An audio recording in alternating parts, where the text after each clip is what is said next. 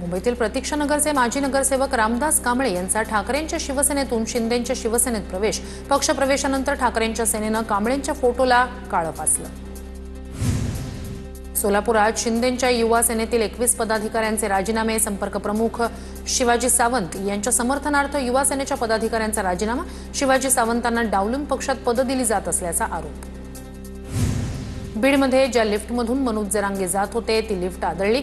पहिल्या मजल्यावरून लिफ्ट थेट जमिनीवर कोसळली। लिफ्टचे दरवाजे तोडून जरांगे पाटलांसह सहकाऱ्यांना बाहेर काढलं। कुणीही जखमी झालं नसल्याची प्राथमिक माहिती।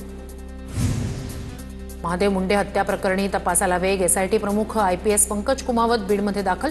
संपूर्ण तपास गोपनीय ठेवला जाणार। अमरावतीत शाळेच्या मुख्याध्यापकाकडून पालकांना दमदाटी। नांदगाव खंडेश्वर तालुक्यातील जिल्हा परिषद शाळेतील घटना। पालकांना दमदाटी करतानाचा व्हिडिओ व्हायरल। पालकांनी मुख्याध्यापकांना उशिरा आल्यानं जाब विचारल्यानंच दमदाटी। गडचिरोलीच्या जरावंडीत रुग्णवाहिकेअभावी आदिवासी बांधवांची रुग्णाला घेऊन पायपेट। रुग्णवाहिका उपलब्ध नसल्यानं रुग्णाला खाटेवरून नेण्याची वेळ। आरोग्य विभागाच्या कारभारावरच प्रश्नचिन्ह निर्माण। धुळे जिल्ह्यातील शिंदखेडा तालुक्यात पावसाची दांडी। पाऊस नसल्यानं पिकं धोक्यात, शेतकरी चिंतेत। बीडच्या परळीत कमी पाऊस झाल्यानं पिकांची वाढ खुंटली। परळी तालुक्यात आतापर्यंत 32% पाऊस। शेतकऱ्यांसमोर पुन्हा नवं संकट। नागपूरसह विदर्भात पावसाचा खंड तर तापमानात देखील वाढ। नागपुरातील तापमान 33 अंशांवर।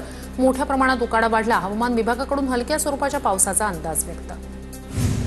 आठवड्याभराच्या पावसाच्या विश्रांतीनंतर अमरावतीत तापमानात वाढ। शेतकऱ्यांकडून मशागतीच्या कामाला वेग। रत्नागिरीत खरीप पीक विम्याबाबत शेतकऱ्यांमध्ये निरुत्साह। पीक विमा योजनेत 1513 शेतकऱ्यांचा सहभाग। वाशीममध्ये स्थानिक बाजारपेठांमध्ये हिरव्या वांग्यांना चांगली मागणी। वांग्याला 40 ते 45 रुपये प्रति किलोचा दर।